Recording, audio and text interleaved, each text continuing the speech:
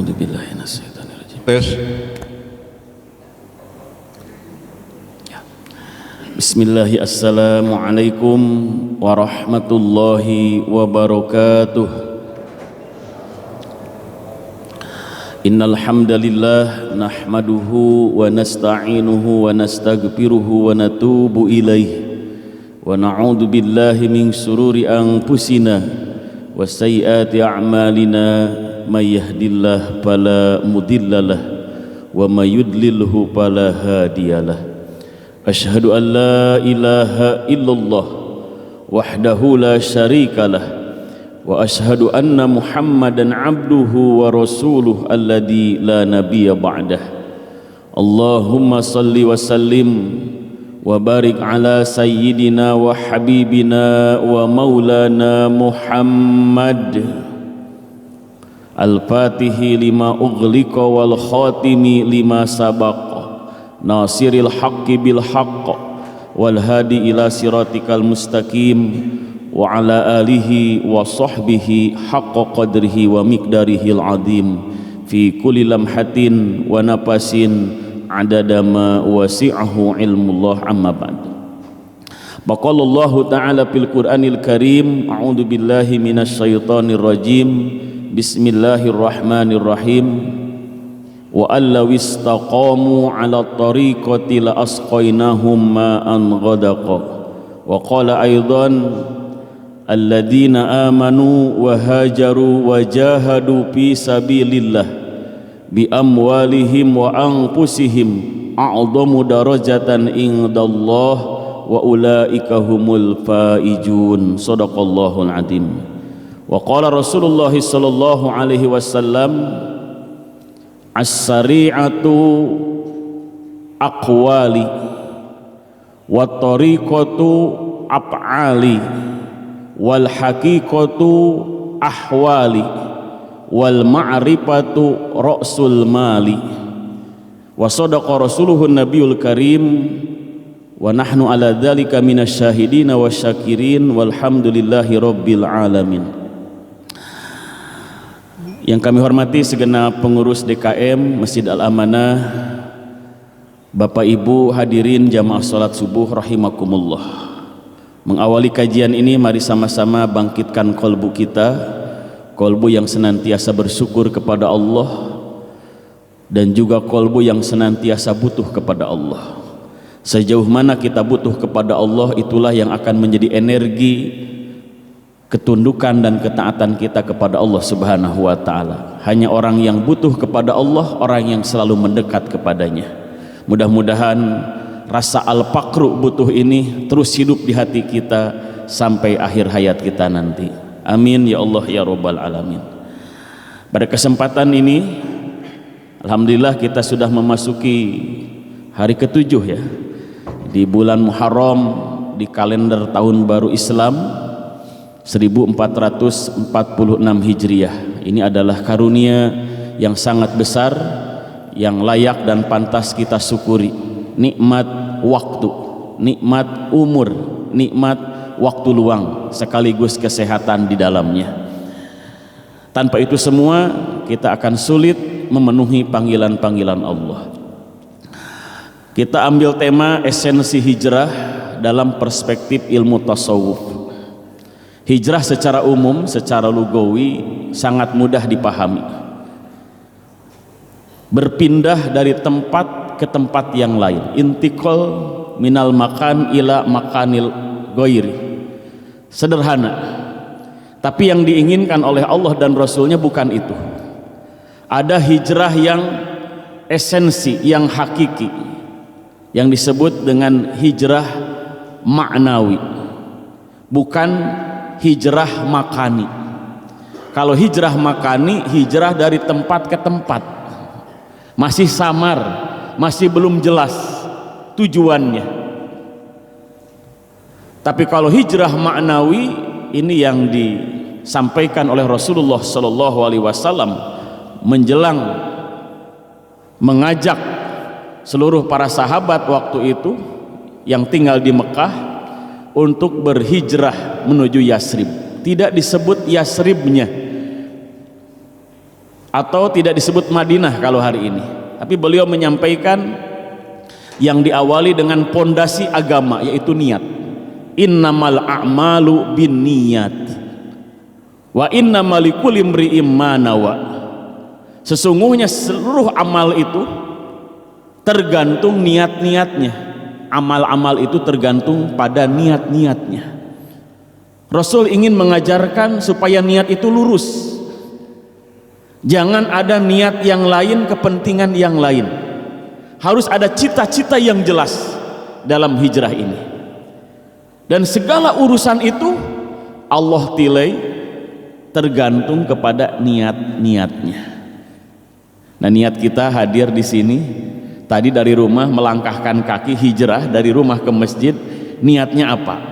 Kita koreksi sejak sekarang ini. Maka Rasul menjelaskan rencana hijrahnya. Paman kanat hijratuhu ilallahi wa rasulih, fa hijratuhu ilallahi wa rasulih.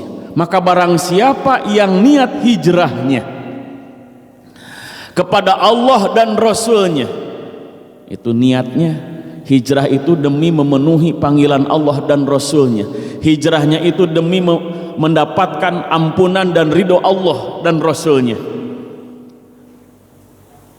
Maka hijrahnya ditilai oleh Allah hijrah kepada Allah dan Rasulnya, sukses di dalam hijrahnya. Tapi sebaliknya, Rasul pun mengkoreksi atas niat-niat sahabat di luar itu. Wa man kanat hijratuhu lidunya yusibuha au imra'atin yankihuha fa hijratuhu ila ma hajara ilaih. Dan barang siapa yang hijrahnya hanya kepada urusan dunia untuk mendapatkannya.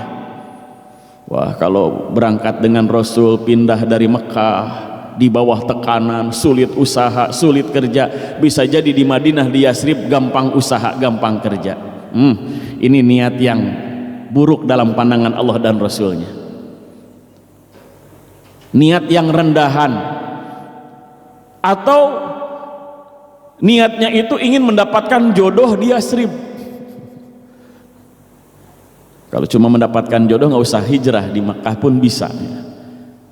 Maka ia hijrahnya itu hanya semata mendapatkan apa yang diinginkannya, yang diniatkannya, hanya urusan dunia dan jodoh semata. Maka dari hadis ini kita akan elaborasi dengan referensi ilmu tasawuf. Yang harus kita hijrahkan dalam pandangan ilmu tasawuf adalah orientasi kolbu kita. Yang tadinya orientasi kolbu kita itu hanya sebatas kepada urusan duniawi, dialihkan orientasinya, ditingkatkan menjadi orientasinya adalah ukhrawi. Melangkahkan kaki dari rumah tujuannya bukan duniawi tapi ukhrawi, yang dipandang bagaimana nasibku nanti di akhirat. Mudah-mudahan dengan langkah kaki ke masjid, dengan sholat subuh berjamaah, dilanjutkan dengan taklim, ditutup dengan sholat suruk 2 rakaat, berharap ampunan Allah supaya nasib akhiratnya selamat. Niatan-niatan ukhrawi ini kolbu yang sudah hijrah orientasinya. Kolbu yang orientasinya awalnya hanya makhluk ke makhluk, beralih hijrah menuju kepada sang pencipta makhluk. Dulu sebelum hijrah aktivitasnya hanya ingin mendapatkan penilaian positif dari sesama, dari teman, dari tetangga, dari sahabat.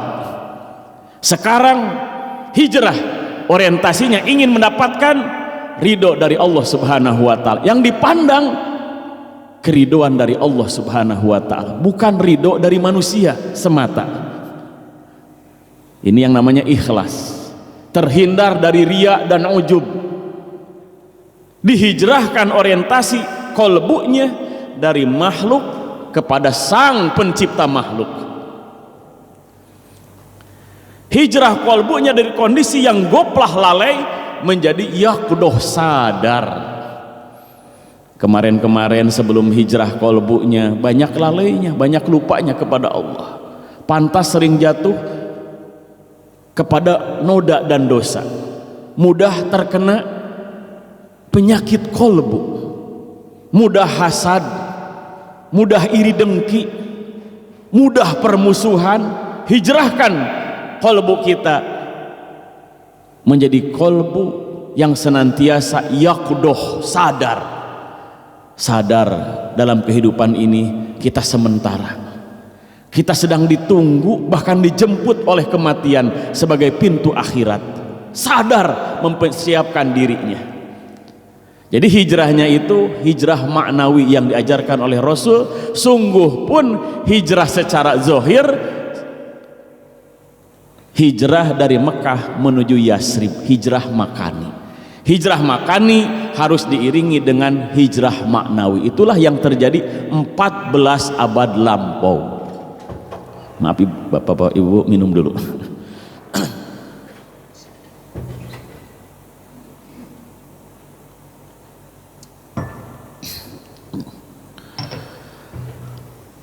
Maka hijrah yang maknawi ini pada gilirannya akan memadukan antara aspek syariat dengan aspek hakikat.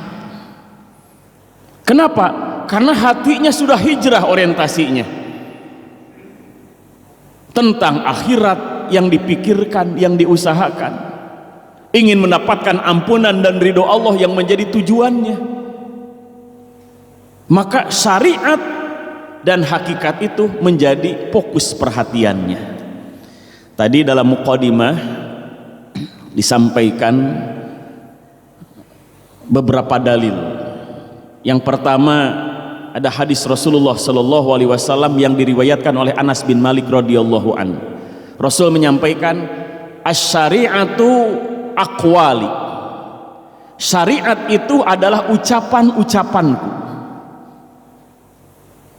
Semua yang kita amalkan yang bersumber dari syariat, hukum-hukum Islam yang disusun oleh para ulama semenjak ulama di zaman era sahabat, tabi'in, atba'ut tabi'in, salafus soleh sampai ulama sekarang membuat susunan syariat. Sumbernya min aqwali Rasulillah sallallahu alaihi wasallam, dari kata-kata, ucapan-ucapan kalamnya Rasulullah sallallahu alaihi wasallam.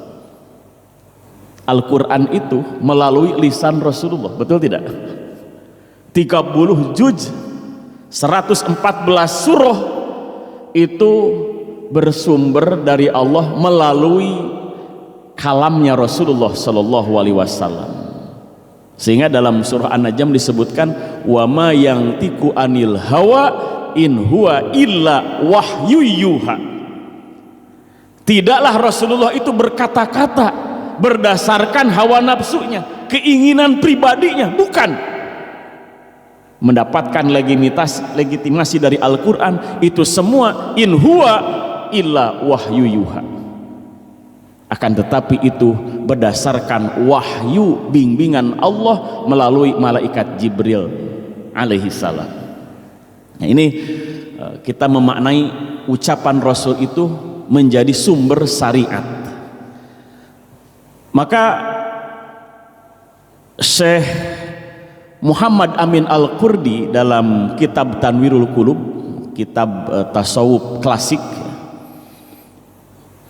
menjelaskan apa itu syariat. Fasyari'atu hiya al-ahkamul munzalatu ila Rasulillah sallallahu alaihi wasallam allati pahamihal ulama nason au istimbaton. Yang disebut syariat itu adalah hukum-hukum, aturan-aturan, kebijakan-kebijakan yang diturunkan kepada Rasulullah sallallahu alaihi wasallam, yang diwahyukan kepada Rasulullah sallallahu alaihi wasallam, yang selanjutnya dipahami, digali, dikodifikasi, dielaborasi, baik secara nas atau ijtihad, sehingga istimbat hukum yang dipahami oleh para ulama. Tadi semenjak zaman para sahabat, para tabi'in, atba'ut tabi'in, ulama salafus soleh. Contoh misalkan di kalangan para sahabat, tidak sedikit syariat-syariat Islam ini yang diijtihadi oleh beberapa sahabat. Contoh yang paling banyak itu Umar bin Khattab radhiyallahu anhu. Banyak ijtihad syariat melalui kebijakan beliau. Contoh seperti di bulan Ramadan, satu masjid sholat tarawihnya satu imam. Itu terjadi di zaman Umar bin Khattab. Sebelumnya di zaman Abu Bakar Siddiq radhiyallahu an, satu masjid itu kadang ada 3 grup jamaah sholat tarawih, imamnya masing-masing. Kenapa? Karena di zaman Rasul belum dibijaki. Di zaman Rasul menurut beberapa riwayat ada yang menyebutkan hanya 1 malam tarawih berjamaah, ada yang menyebutkan 2 malam. Di malam ketiga Rasulullah tidak diberjamaahkan, Rasul tidak datang ke masjid setelah sholat isya. Sholat tarawihnya di kamar beserta istri dan anaknya. Di malam ketiga sahabat sudah berkumpul. Di malam pertama hanya sahabat yang ikut itu yang ada saja, langsung bilang-bilang kepada sahabat yang tidak hadir di malam pertama. Di malam kedua penuh Masjid Nabawi. Di malam ketiga semakin penuh, Rasulnya tidak datang. Maka selepas sholat subuh ditanya, ya Rasulullah, tadi malam kami penuh sesak masjid ini, ingin sholat yang seperti malam kemarin, tapi engkau tidak datang, kenapa ya Rasulullah? Maka Rasul tersenyum begini, aku khawatir kalau kalian suka dengan sholat yang kemarin malam, kalian tidak keberatan karena jumlah rakaatnya banyak. Aku khawatir Allah mewajibkan, mempardukan sholat itu. Lihat kebijakan Rasulullah, khawatir Allah mempardukannya.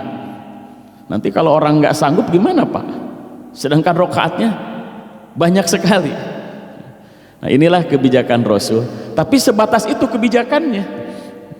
Sehingga di zaman Abu Bakar Siddiq seperti tadi, ada beberapa kloter ya, ada beberapa grup sholat tarawih berjamaah, imamnya beda-beda, bacaannya beda-beda, sehingga di masjid itu menjadi rame, nggak jelas bacaannya ya, nggak indah. Maka di zaman Umar bin Khattab sebagai khalifah, sebagai Amirul Mukminin, memegang otoritas untuk membijaki urusan agama, bukan sebatas urusan sosial dan politik, masuk kepada ranah yang paling fundamental, yaitu urusan agama, syariat. Maka dibijaki, nanti malam satu masjid imamnya 1, dipilih imam yang suaranya bagus, yang fasohah, yang hafalannya bagus, yang soleh, yang paling alim. Maka ketika itu terjadi, Umar bin Khattab tersenyum dan menunjuk, hadihi nikmatu bid'ah, ini adalah bid'ah yang indah, bid'ah hasanah, bid'ah yang baik. Bid'ah perkara yang belum dilaksanakan di zaman Rasul, tapi mengandung hasanah, mengandung kebaikan. Nah begitu ya. Jadi syariat bersumber dari akwalnya Rasulullah Sallallahu Alaihi Wasallam yang bersumber dari wahyu Allah Subhanahu Wa Taala. Asy-syari'atu aqwali. Lalu meningkat, beliau menjelaskan wa tariqatu af'ali, dan yang disebut tariqah itu adalah perbuatanku, amal-amalku. Perbuatanku, amalku, akhlakku. Uswah hasanah Rasulullah itu tariqah. Maka tadi dalam surah Al-Jin ayat ke-16, wa allaw istaqamu ala tariqati la asqainahum ma'an ghadaqo. Seandainya mereka orang-orang yang beriman istiqomah, pegang teguh menjalankan tariqah, di atas tariqah, beramal sesuai dengan amalnya Rasul, para sahabat, para tabi'in, salafus soleh, la asqainahum ma'an ghadaqo, sungguh kami akan melimpahkan, menganugerahkan kepada mereka air yang berlimpah. Ini air yang berlimpah ini, kalau dengar air orang Arab itu seneng. Kenapa? Karena di sana itu gersang. Maknanya luas, rizki yang banyak, rizki yang barokah, baik rizki yang zahir, terutama rizki yang batin, kesehatan, ketenangan jiwa, anak-anak yang soleh, istri yang solehah, suami yang soleh menjadi imam, itu termasuk dari ma'an ghodaqo. Syaratnya apa? Istiqomah di atas thoriqoh, istiqomah mengamalkan amal-amal Rasulullah Sallallahu Alaihi Wasallam. Lalu beliau pun melanjutkan wal haqiqatu ahwali, dan hakikat itu adalah kondisi jiwaku. Yuk kita telisik masuk ke dalam ahwal kondisi jiwa Rasulullah Sallallahu Alaihi Wasallam sebagai pembelajaran dan orientasi kita. Rasul sering menyampaikan satu kalimat, satu ungkapan, walladhi nafsi biyadih, demi zat yang diriku ada dalam genggaman kekuasaannya. Ada lagi riwayat yang lain, walladhi nafsi Muhammadin biyadih, demi jiwa Muhammad yang ada dalam genggaman kekuasaannya. Rasulullah Shallallahu Alaihi Wasallam ahwalnya, batinnya, jiwanya merasa ada dalam genggaman kekuasaan Allah, sehingga dirasakan kekuasaan Allah, kehendak Allah itu mengiringi amal perbuatannya. Ruku sujud yang menggerakkan adalah Allah. Mampu hadir ke masjid ini atas izin Allah, sehingga Rasul mengajarkan kalimat hauqalah, la haula wala quwata illa billahil aliyyil azim.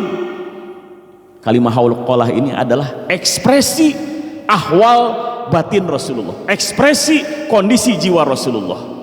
Tidak ada daya, tidak ada kekuatan kalau mengandalkan diri sendiri. Semua illa billahil aliyil adim, kecuali bersumber dari kekuasaan Allah yang maha tinggi, yang maha agung. Ini harus dirasakan oleh kolbu, jiwa, perasaan kita, bukan dibaca oleh lisan saja, tapi diiringi dengan kolbu, merasakan benar ya Allah, diri ini tidak punya daya dan upaya, hidup dihidupkan oleh Allah. Makan rizki yang didatangkan oleh Allah. Seandainya dicabut saja makanannya ada, tapi dicabut nikmat makannya, tiba-tiba sakit gigi Pak, hilang kenikmatan itu.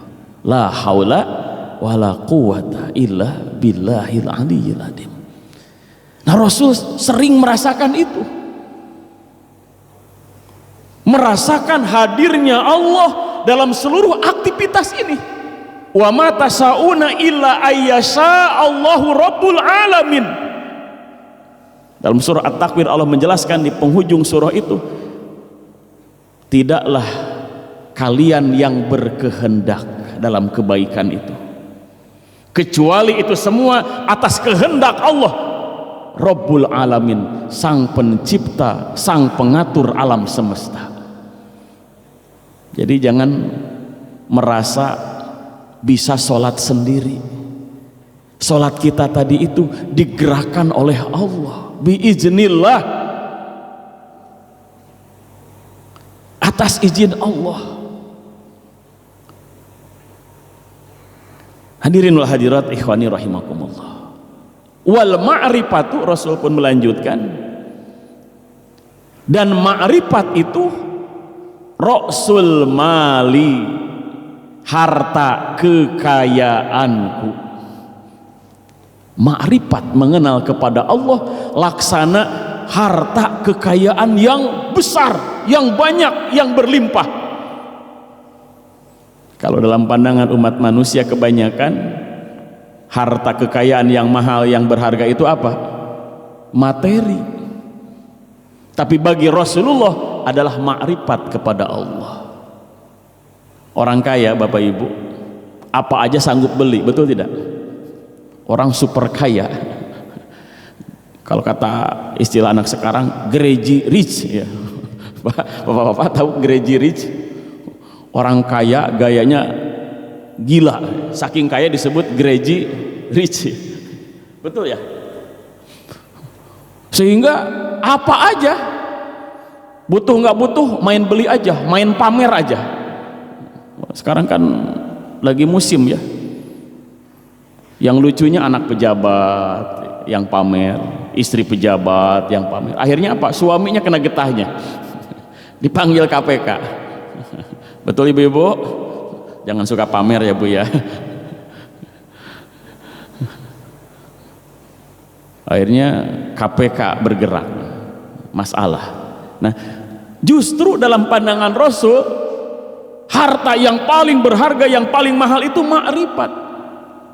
Nah, kalau diilustrasikan gayanya orang crazy rich itu yang serba mau dibeli, butuh nggak butuh pun bahkan dibeli sebagai gengsi, prestige. Begitulah orang yang ma'rifat.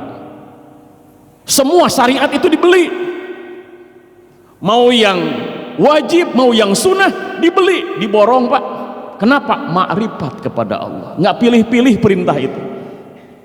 Wajib tentu, sunnah pun diborong Pak. Sunnah mana yang belum? Oh, ini seperti jiwa Abu Bakar Siddiq. Ini kan ada kisah ya, ketika Rasul wafat,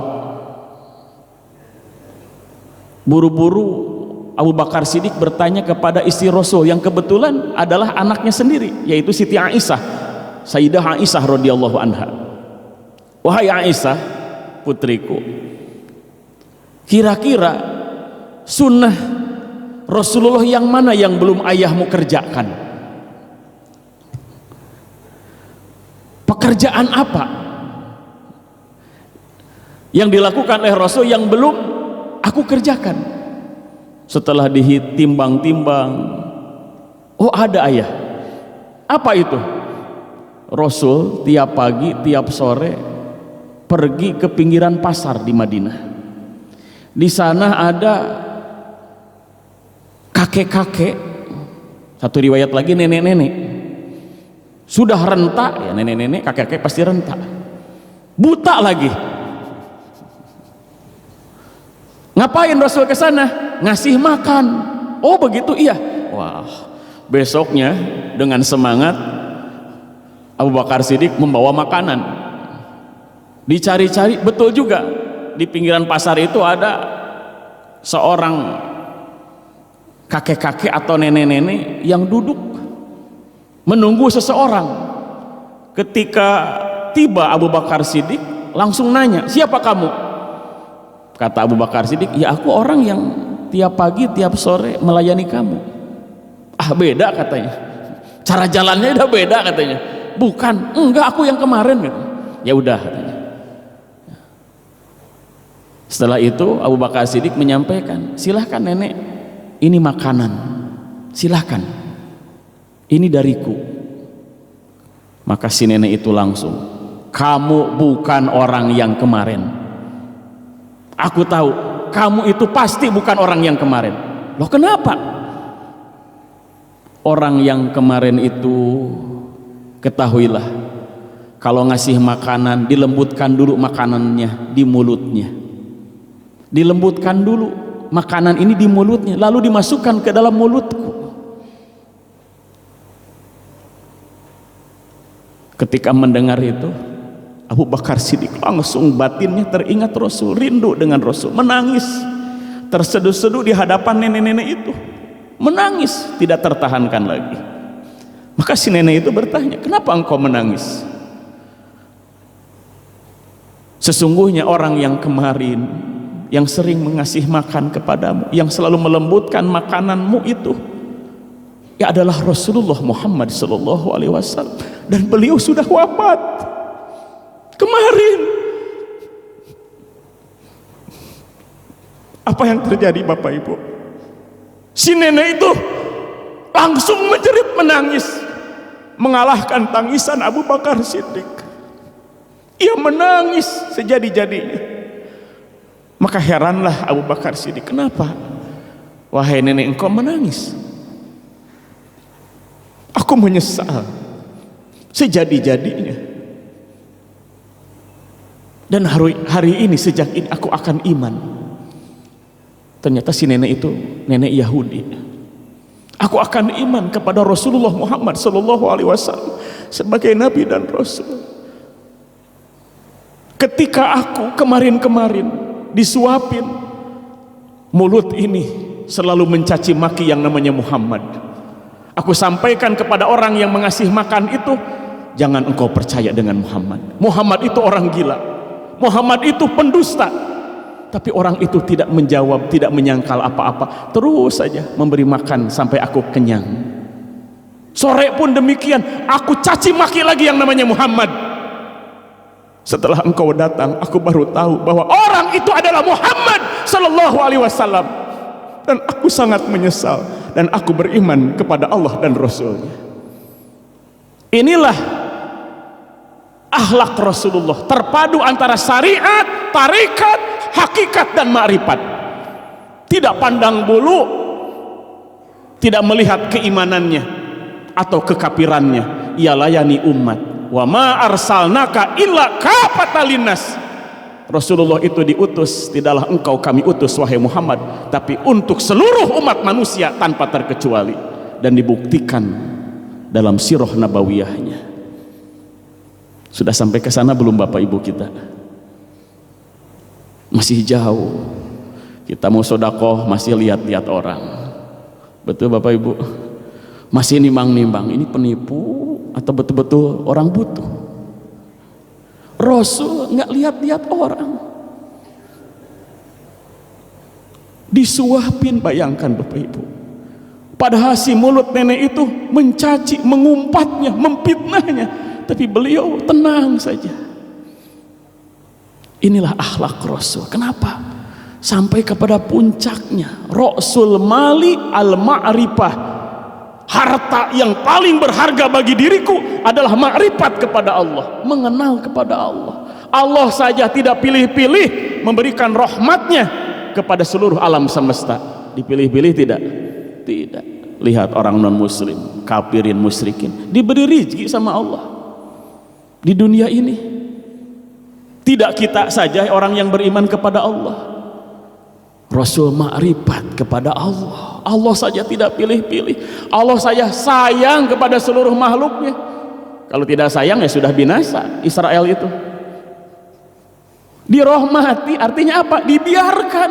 Karena itu kehendak Allah. Berlaku rahmat Allah hanya sebatas di dunia bagi orang kafir. Tapi kelak di akhirat berlakulah azab Allah, pengadilan Allah. Itulah ma'rifatnya Rasulullah kepada Allah. Sehingga beliau mempraktekkan, dilayani si nenek pengumpat Yahudi itu. Dan pada akhirnya dengan akhlak karimah Rasulullah, si nenek itu terketuk hatinya, terbuka pintu hidayah. La haula wala quwata illa billahil aliyyil azim. Nah, baik Bapak Ibu, mudah-mudahan kisah ini membangkitkan kesadaran kolbu kita. Jadi harus terpadu 4 rangkaian istilah ini: syariat, tarekat, hakikat, dan ma'rifat. Maka selanjutnya para ulama terus menggali apa itu yang disebut dengan syariat. Tadi sudah dijelaskan, syariat itu adalah al-ahkamul munzalatu ila Rasulillah sallallahu alaihi wasallam allati pahamihal ulama nasson austimbaton. Itu adalah syariat. Maka hijrah, kita kaitkan dengan hijrah, jangan hanya sebatas yang kita gali, yang kita kenali, yang kita pelajari itu hanya aspek-aspek syariatnya saja, dihafal, diketahui, tapi tidak dipraktekkan. Maka Rasul tadi watoriqatu af'ali, dipraktekkan langsung sendiri terdepan, mendapatkan wahyu. Rasul yang paling terdepan melaksanakan wahyu itu, ditorikohkan wahyu itu. Ditorikoh itu melaksanakan seluruh syariat-syariat Islam. Masih dalam kitab Tanwirul Qulub disebutkan wat tariqatu hiya al ahdu bisyariat bi ajaimiha wal bu'du anit tasahuli. Yang disebut dengan thariqah itu adalah melaksanakan seluruh syariat dengan sungguh-sungguh dan menjauhkan diri dari sikap tasahul, menganggap remeh kepada syariat, baik yang wajib maupun yang sunnah. Nah, itu namanya thariqah. Oh, kalau yang namanya banyak itu apa? Itu namanya madrasahnya. Gurunya beda-beda, dinisbatkan kepada para gurunya supaya apa? Jelas alamatnya, identitasnya. Seperti kita sekolah. Sekolah ada namanya, Bu? Ada. Gurunya beda-beda, Bu? Iya. Pelajarannya sama? Sama. Tingkat SD pelajarannya sama, level menengah pelajarannya sama, level atas bahkan perguruan tinggi sama pelajarannya. Tapi gurunya beda, universitasnya namanya beda-beda. Yang penting legal. Tapi prinsipnya adalah thariqah itu melaksanakan seluruh syariat dengan sungguh-sungguh dan menjauhkan diri dari sifat tasahul, menganggap remeh, mengenteng-enteng syariat sehingga meninggalkannya. Naudzubillah min dzalik. Tahta riayatin min arifin billah min ahli nihayah. Nah, beliau menggarisbawahi supaya efektif menjalankan Islam, mentorikohkan dinul Islam ini tahta riayah, di bawah bimbingan arifin billah min ahli nihayah, ulama yang arif billah, yang makrifat kepada Allah. Seperti tadi Rasulullah selalu makrifat, sehingga berperilaku seorang arif billah ini seperti perilaku Rasulullah Shallallahu Alaihi Wasallam. Itulah ulama pewaris, mewarisi ilmu sekaligus mewarisi amal Rasulullah Shallallahu Alaihi Wasallam. Bukan sebatas ilmu. Kalau hanya mewarisi sebatas ilmu, maaf bapak-bapak, orang-orang orientalis banyak yang hafiz Quran, bahkan yang banyak yang hafal ribuan hadis.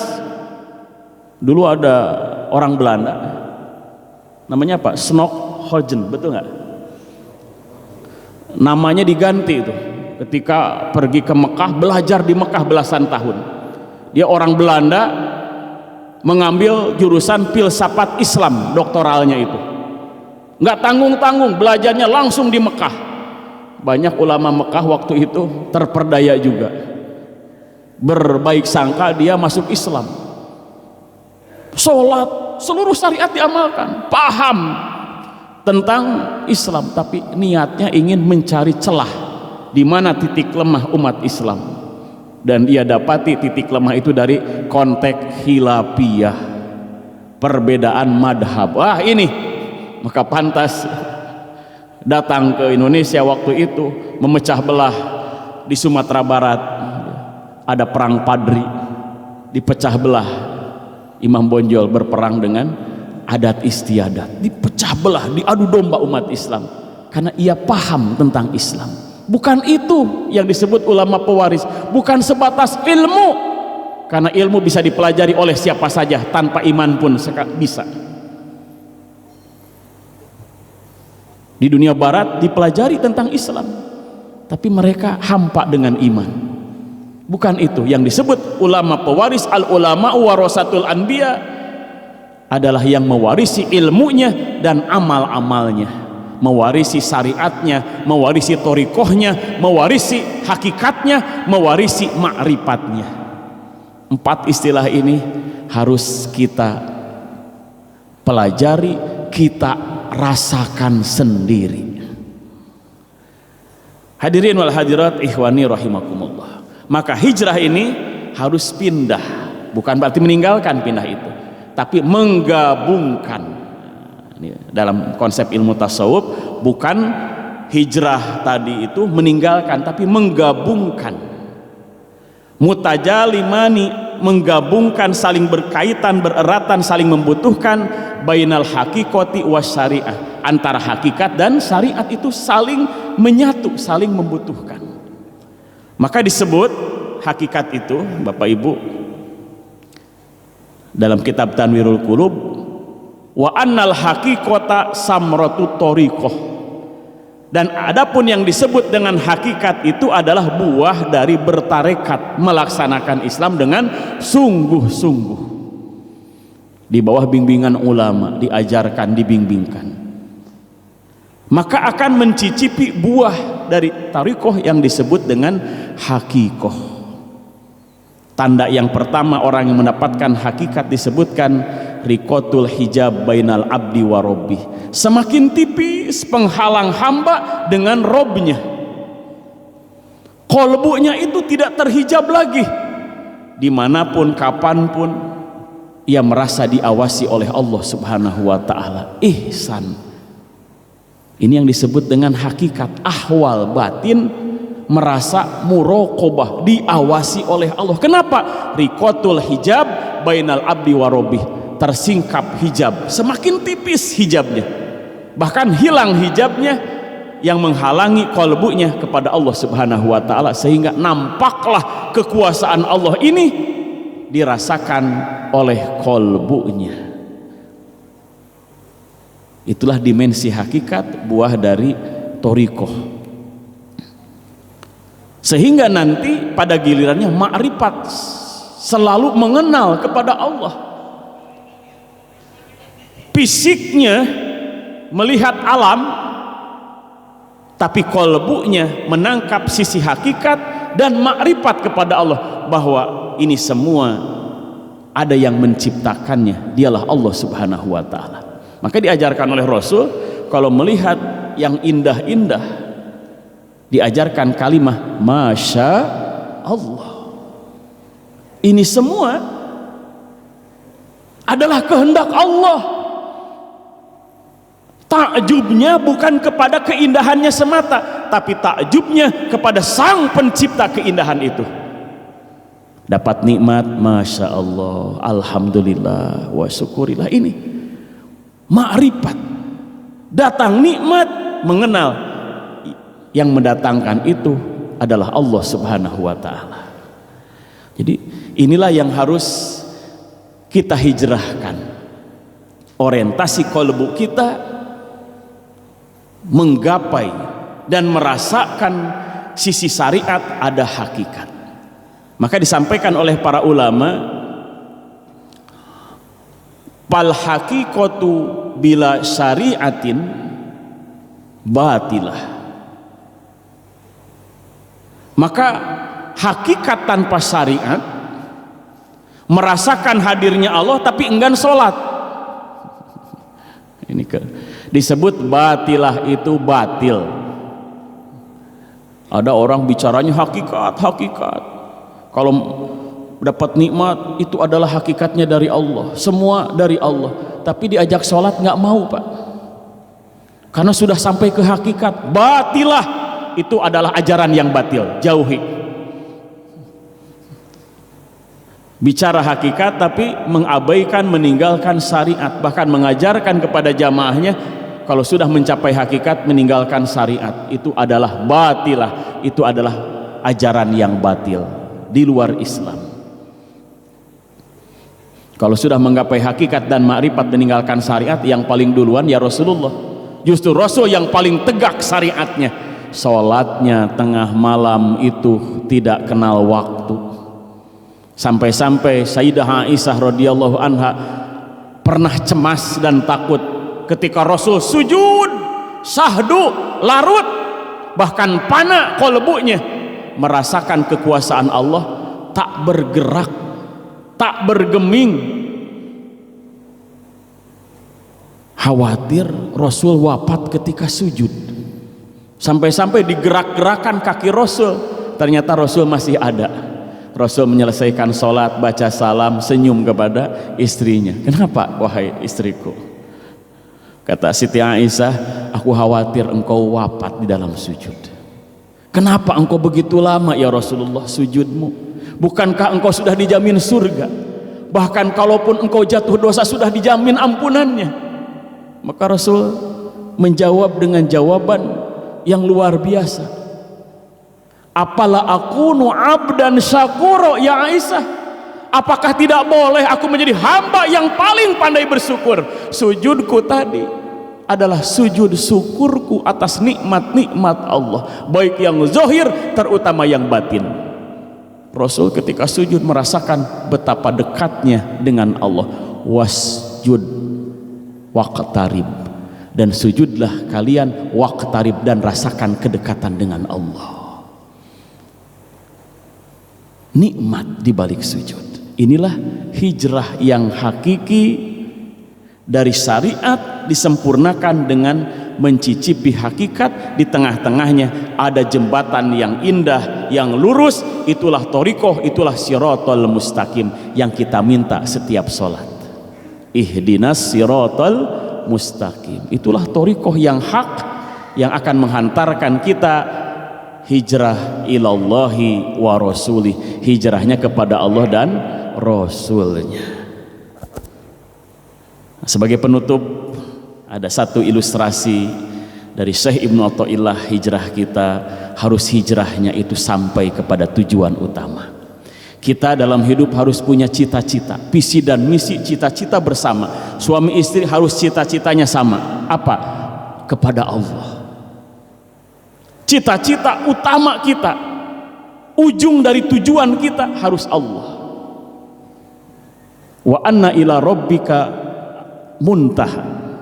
Dalam surah An-Najm disebutkan wa anna ila rabbikal muntaha, dan sesungguhnya kepada Tuhanmu lah al-muntaha, segala tempat kesudahan, ujung dari segala kesudahan, tempat berakhirnya segala tujuan. Artinya kita mana cita-cita utama kita adalah Allah. Nah, ini menjadi tujuan hijrah kita. Nah, beliau menjelaskan dalam kitab Hikam, la tarhal min kaunin ila kaunin, janganlah engkau bergerak melangkahkan kaki dari makhluk ke makhluk, dari alam ke alam, dari benda ke benda, dari materi ke materi. Kalau demikian, patakuna kahimahir roha, maka engkau itu seperti keledai di pegilingan gandum. Coba lihat, perhatikan apa yang dilakukan oleh keledai, himar di pegilingan tepung gandum. Pagi berangkat, sampai sore tiba di tempat yang pertama ia beranjak. Betul tidak? Muter-muter. Yasiru wal makanul ladir tahala ilaihi huwal ladir tahala minhu. Ia bergerak dari pagi, sorenya selesai di tempat awal ia beranjak. Setar pagi, finishnya disetar lagi. Udah capek, berkeringat, habis waktu, jalan di tempat. Ini khawatir kita seperti itu. Usia sudah 60, mau 70, jalan di tempat, habis umur, habis energi, jalan di tempat. Kenapa? Cita-cita kita, niat kita itu hanya ingin mencari benda, makhluk, pujian orang. Datang sholat subuh berjamaah ingin ditilai baik, ingin ditilai soleh oleh orang lain. Itu dari makhluk ke makhluk. Ibadahnya itu ingin ditilai baik oleh manusia. Itu seperti himar di pegilingan gandum, capek, habis umur jalan di tempat, tidak sampai kepada tujuan utama karena nggak punya tujuan hidupnya, muter-muter terus. Pengennya benda ke benda lagi, sudah punya ini pengen punya itu, terus muter, padahal bukan kebutuhan. Di rumah pun ada. Biasanya siapa, Bu? Langsung senyum ibu-ibu. Benda ke benda terus. Itu seperti maaf keledai di pegilingan gandum. Walakinir hal, akan tetapi berjalanlah engkau minal akwani, dari benda-benda, dari makhluk-makhluk ini, dari alam-alam ini yang Allah ciptakan semua, ilal mukawwini, kepada sang pencipta alam semesta ini. Dialah Allah Rabbul Alamin. Jadi hidup kita ini di dunia ini harus punya tujuan kepada Allah. Itulah orang yang hijrah hakiki, hijrah maknawi. Bukan ke benda nanti habis waktu. ketika datang sakaratul maut, malakal maut, baru sadar. Alhaakumut takasur hatta jurtumul maqabir. Melalaikan kalian at-takasur, bermegah-megah, berlomba-lomba, menumpuk-numpuk harta benda, seperti himar tadi, seperti keledai tadi. Berangkat langkah pertama benda, langkah kedua benda, sampai sore langkah-langkahnya benda lagi, harta lagi, at-takasur, ditumpuk-tumpuk di hatinya. Hatta jurtumul maqabir, sehingga datanglah masuk ke liang kubur baru sadar. Sebagaimana nasihat Sayyidina Ali, an-nasu nuyamun wa idamatu ingtabahu. Manusia ini kebanyakan di dunia ini hidupnya seperti orang tidur. Sungguh pun ia berjalan tapi ngelindur, Pak. Sungguh pun bekerja, sungguh pun menjadi pejabat, tapi ngelindur, Pak. Banyak pejabat ngelindur, Pak. Nuyamun, karena ia tidur hatinya, tidak hidup. Wa idamatu ingtabahu, baru setelah dia mati baru hidup hatinya, baru sadar hatinya. Naudzubillahi min dzalik. Sebagaimana dalam surah Al-Munafiqun disebutkan, ya ayyuhalladzina amanu la tulhikum amwalukum wala auladukum an zikrillah wa may yaf'al dzalika faulaika humul khasirun. Hai orang-orang yang beriman, janganlah kalian terlalaikan, disibukkan oleh urusan harta dan anak-anak kalian. Sibuk, Pak, kalau ada urusan keluarga, waktu itu serasa kurang 24 jam itu. Kalau ada yang jualan waktu, dibeli, Pak. La tulhikum, jangankah kalian itu dilalaikan oleh urusan harta dan anak-anak atau keluarga atau jabatan atau usaha. Ang zikrillah, dari mengingat Allah. Lupa dengan Allah, lupa dengan akhirat, serasa akan hidup selama-lamanya di dunia. Barang siapa yang seperti itu, itulah orang yang rugi. Wa anfiqu mimma razaqnakum min qabli ayyatiya ahadakumul maut fayaqula rabbi laula akhartani ila ajalin qarib fa asaddaqa wa akum minas solihin. Maka infakkanlah sebagian daripada harta yang kami rezekikan kepada kalian sebelum datang nanti kepada salah seorang di antara kalian al-maut, kematian, baru ia berkata, duhai Tuhanku, seandainya engkau tangguhkan sesaat saja kematian ini, fa asaddaqo, aku akan bersodakoh. Ketika datang sakaratul maut, malakal maut sudah memegang ubun-ubunnya, baru memandang hartanya, aduh sayang, harta ditinggalkan tapi lupa tidak disodakohkan di jalan Allah. Baru mau sodakoh kalau sudah nyawa di tenggorokan, naudzubillah. Wa akum minas solihin, aku akan menjadi orang soleh. Ingin sholat berjamaah di masjid terus, ya Allah, tangguhkan saja ya Allah sehari dua hari. Tidak bisa. Baru sadar kalau sudah ijro'il tiba, na'udzubillahi min dalik. Mudah-mudahan Allah bangkitkan terus, hijrahkan terus kalbu kita dari kondisi yang goplah, yang lalai, menjadi yaqdoh, menjadi sadar, hati yang sadar menuju kepada Allah Subhanahu wa ta'ala. Demikian, ada beberapa menit yang ingin sama-sama kita diskusikan, dipersilahkan. Silakan kepada Bapak Ibu bertanya atau menanggapi, kami persilahkan.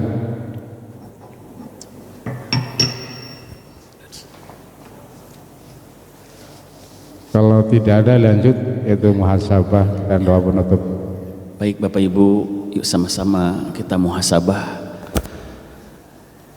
Sudahkah kita hijrah di jalan Allah, menghijrahkan kolbu kita, kolbu yang goplah kemarin-kemarin, yang selalu disibukkan hati kita dengan urusan harta, urusan anak-anak, urusan keluarga, urusan jabatan, karena ingin mendapatkan pujian makhluk. Lupa ada pujian terbaik dari Allah, ridho dan kasih sayangnya. Itulah yang harus menjadi cita-cita kita. Yuk kita hijrahkan hati kita. Mari kita lihat diri kita. Semua ini akan dimintai pertanggungan jawab. Dari ujung kepala sampai ujung kaki, seluruhnya akan dimintai pertanggungan jawab. Kelak di akhirat, Allah akan sidang kita satu persatu. Setiap orang akan disidang, akan diadili oleh Allah. Bahkan setiap perkara akan digelar perkara itu. Subhanallah. Kalau kita ingat itu, bergetar kolbu kita. Belum siap ya Rob, kami menghadapi hari itu. Kami sadar bekal ini sangat kurang. Justru di pundak ini bertumpuk dosa dan kemaksiatan masa lalu. Maka di tempat yang mulia ini ya Rob, kami memohon ampuni seluruh dosa-dosa kami.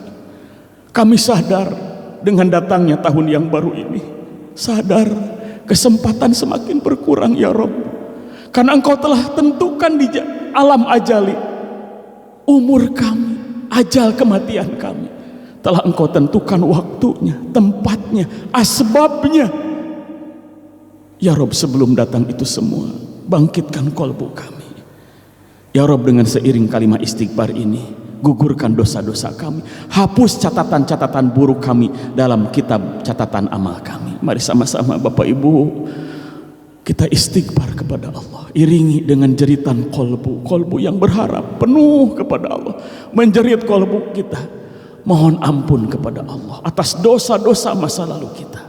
Rasul menyampaikan alamatus sa'adah dikru dunubil madiyah, tanda orang yang akan bahagia selamat di dunia dan akhirat selalu ingat dengan dosa-dosa masa lalunya, lalu ia bergerak bangkit tobat. Mari sama-sama kita istighfar. Astagfirullahaladzim wa atubu ilaih. Astagfirullahaladzim wa atubu ilaih. Astagfirullahaladzim wa atubu ilaih. Astagfirullahaladzim wa atubu ilaih. Astagfirullahaladzim wa atubu ilaih. Astagfirullahaladzim wa atubu ilaih. Astagfirullahaladzim wa atubu ilaih. Terus diulang-ulang. Rasul sering mengulang-ulang kalimat istighfar ini, bahkan dihitung oleh para sahabat sampai 100 kali setiap majelis. Bahkan Rasul menyampaikan, ya ayuhan nas, ala wa inni tubu ilallah wa astaghfiruh kulla yaumin mi'ata marrah. Wahai manusia, ketahuilah aku tobat kepada Allah, istighfar memohon ampun sehari semalam tidak kurang dari 100 kali. Itu jiwanya jiwa yang mulia. Bagaimana dengan kita, jiwa kita masih banyak kotoran. Astagfirullahaladzim wa atubu ilaih. Mari kita sempurnakan dengan kalimah thayyibah, kalimah yang menjadi kunci-kunci surga, kalimah yang dirindukan ketika orang sakaratul maut, supaya mampu mengucapkan kalimah indah ini. Mari sama-sama kita hunjamkan ke dalam kolbu kita kalimah yang mulia, kalimah yang sangat mahal. Kalau ditimbang kalimah ini dengan 7 lapis langit dan bumi, maka lebih berat, lebih mahal, lebih berharga, lebih mulia kalimah ini.